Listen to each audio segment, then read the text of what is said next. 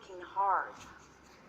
And in that effort, in other words, even in the effort, there's like an underlying realization that you have something that you're wanting to overcome. And in the attention on what you're wanting to overcome, you just add to that end of that tug of war. You don't soften it, you make it more. So it's a wonderful thing that when you decide that you want something and you stay focused upon it, eventually, every single time, the path of least resistance will be revealed to you. Or a better way of saying it is, you'll get to the place where you can see it. It's an essential thing. But to say, love yourself, much of what we said here today resonates with the very core of you. But in practical terms, how do you apply it? We say, you just have to care about it. We've been writing books for a long time, and they're full of processes that are all designed to help you a little bit at a time release resistance, because we know that as you peel those onion layers off, as you release the resistance, that in time, in the absence of that resistance, your vibration will rise right into alignment with who you really are. But even in the efforting of the processes, there's sometimes a backfiring effect, because every subject is two subjects, wanted and absence of it. And when you're standing in realization of the absence of something that you want, and then you're applying a process, working hard to overcome that absence of something that you want, instead of overcoming it, you often just dig in and activate the absence of it in a stronger way, and so it doesn't break loose for you. And so a distracting process is a very helpful thing. We've been saying recently, maybe you've heard us say it, because we've been saying it a lot recently, that when you first awaken in the morning, that's the time when you have the least momentum going on from your thoughts from the day before. And the momentum of your thought is not something to be taken lightly, because law of attraction is keeping that momentum going. So if you have let's use the word belief. A belief is just a thought that you keep thinking. A belief is a thought that has a lot of momentum going. And a thought that has a lot of momentum going is going to show up because it's got momentum going, so it's going to attract evidence, which is why you believe it. I thought that's the way that it was, and now this proves to me that it is the way that it was or is, and now I'm focused upon it, and I'm remembering it, and I'm talking to other people about it, so you keep that momentum going. And so there are many things, wanted and unwanted, that humans keep going just because they don't understand that they have the power to focus around unwanted things. They just often don't do it. So we've been saying to you that when you awaken in the morning, while you slumbered, your momentum stopped because your vibration wasn't active.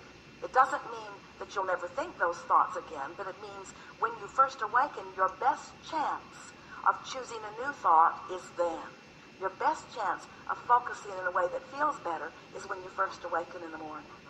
And so we've been encouraging that you spend the next 30 days just deliberately intending to wake up feeling good.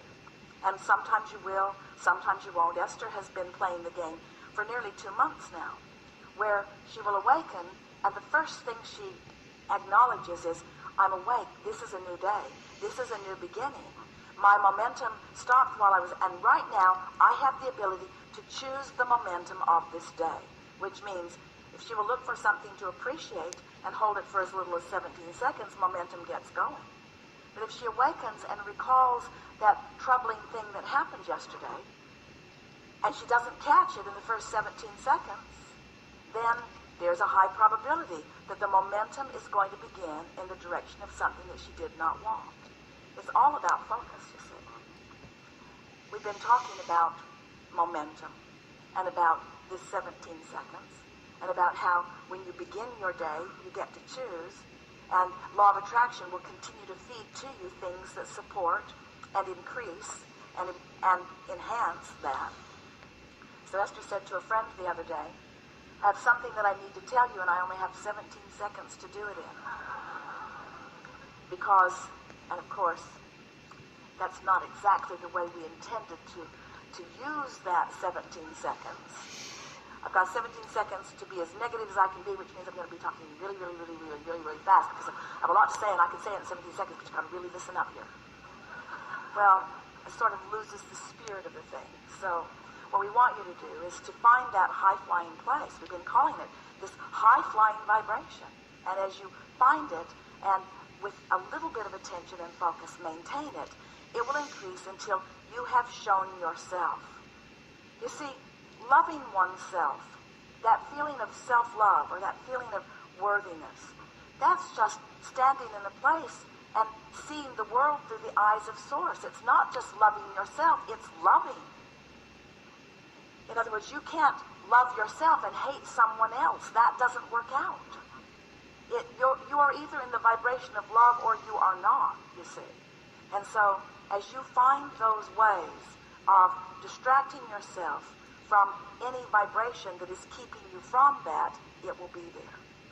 So, we've been fashioning together, and we know you've been hearing us, a combination of things that, if you can hear it, and if you will just gently and easily, it is easy, apply it, you will find yourself in a short period of time transformed in this sense. Your base vibration will shift enough that everything in your life will shift enough that you will then understand that you are the creator of your own reality, that you can be the creator of your own reality, and most important, you will feel the appreciation that Source feels for you, which is that self-love that you're reaching for. It's also that feeling of worthiness that you're reaching for. You're absolutely correct, because since I've been waking up feeling much, much better, focusing on higher vibration things, I actually feel lighter, I eat better, it changes everything in my entire day, you know, when I begin my day. Because it's your point of attraction, so everything is affected by that, isn't it? We want to go back to something and just enhance it just a little bit more, and that is, so here you are in your physical body, and you're thinking thoughts, and by virtue of the thoughts you're thinking, you're attracting to you. And then, if you're like most humans, you're making a judgment of how you're doing based upon what's coming to you. And so, if wonderful things are coming, you're probably feeling proud of yourself, and maybe even blessed and worthy, fortunate.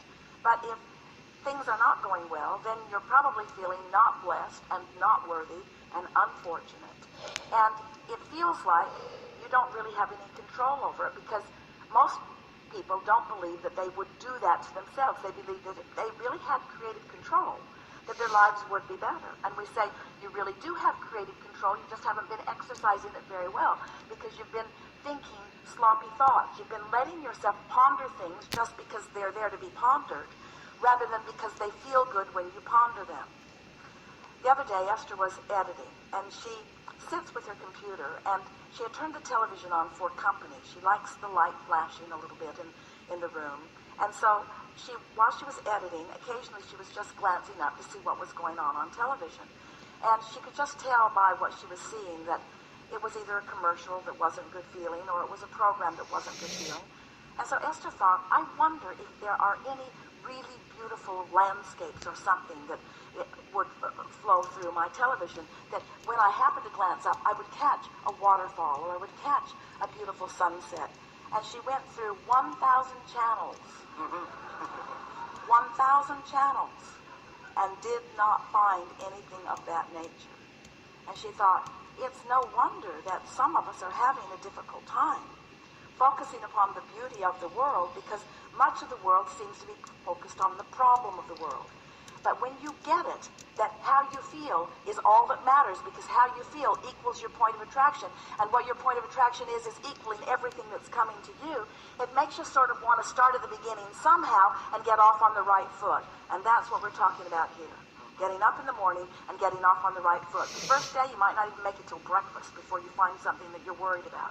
And the second, and the third, and the fourth, and the fifth. But by the time you're into this a week or two, you will have shown yourself, and this is really the point that we're making, you will have shown yourself that by focusing and deliberately flowing with law of attraction as you now know it to be, that you are controlling your vibrational output, which means you are now controlling what comes back to you.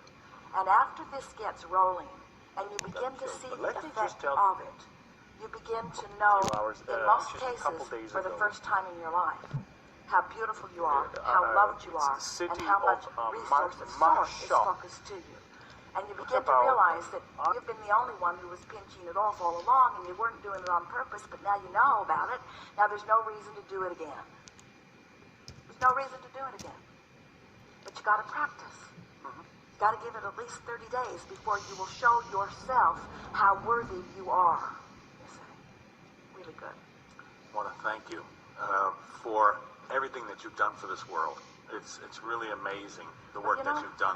We really appreciate your words there, but we want you to know that you came, all of you came into this perfect environment knowing that you would be inspired to desires that you weren't up to speed with a guidance system within you that would lead you toward alignment and joyful expansion. The thing that you are appreciating with us is that because we know so clearly who you really are, and we never let you distract us from that knowing. If you are willing to get into the vicinity of what we know about you, you'll know it too. That's all we're doing. We're just keeping the light on. Yeah. Bless you. Yeah.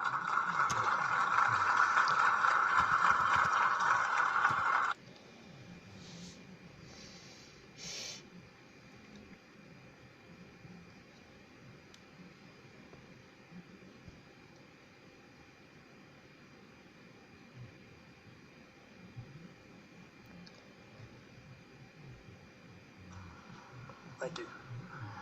All right, I'll share a fun experience from call my own nerves.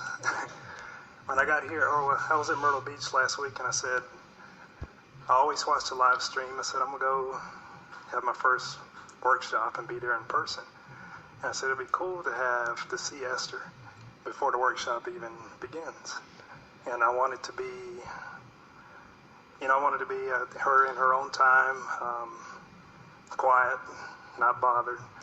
And of course, when I was here yesterday, and I went to the spa for a while, and I got back to my room, and for whatever reason, it was like this big, I don't feel this, but it was like this big hurry. Like I needed to go down and print the registration form and sign it so I could bring here this morning. And it's like, I just had the urge to go, like go, like when you're an 8-year-old kid, and it's time to go to the fair. You don't take your time to put your pants and shoes on, but it's time to go. And it was like that. Yeah.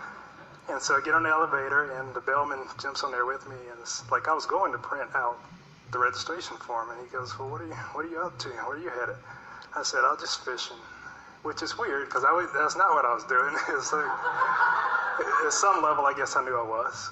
And I got to the lobby and turned around, and there's Esther right there. And go ahead.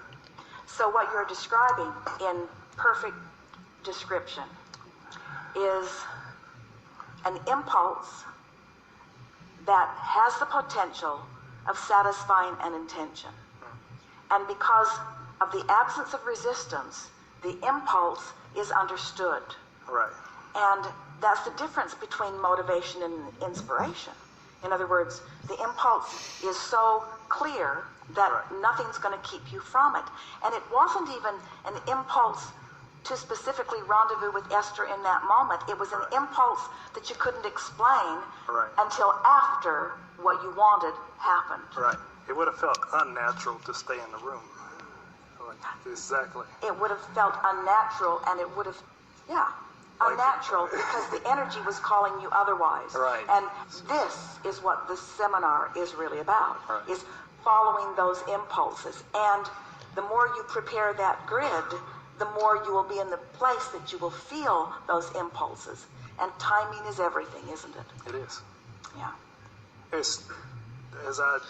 When I got back to my room, and I sort of visited with you about it. I said, because I said I would talk about this today.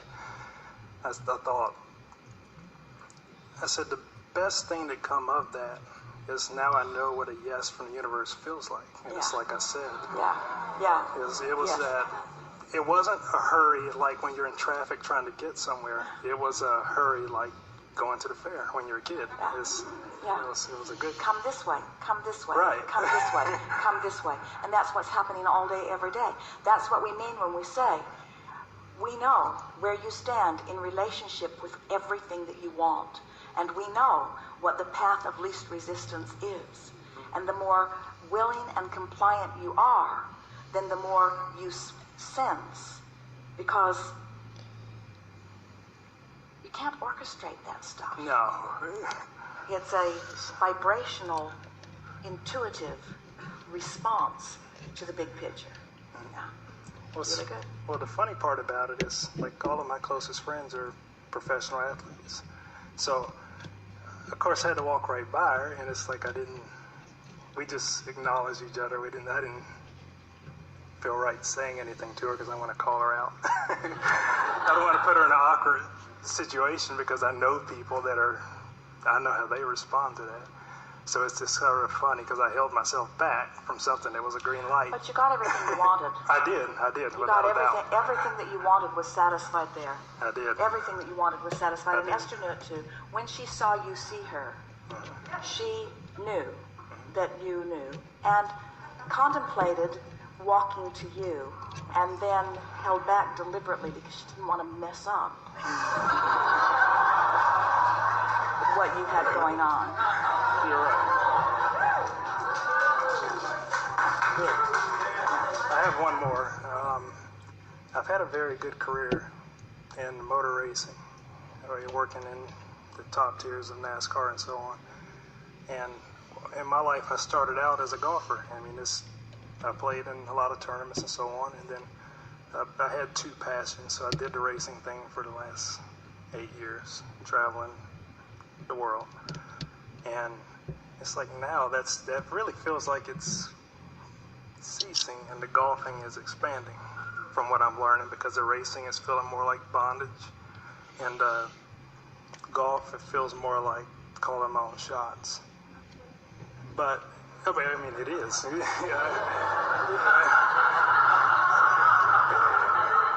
It is. In every sense. It is. I didn't even think about that. But if you could work, as you can see my energy, there's some blocks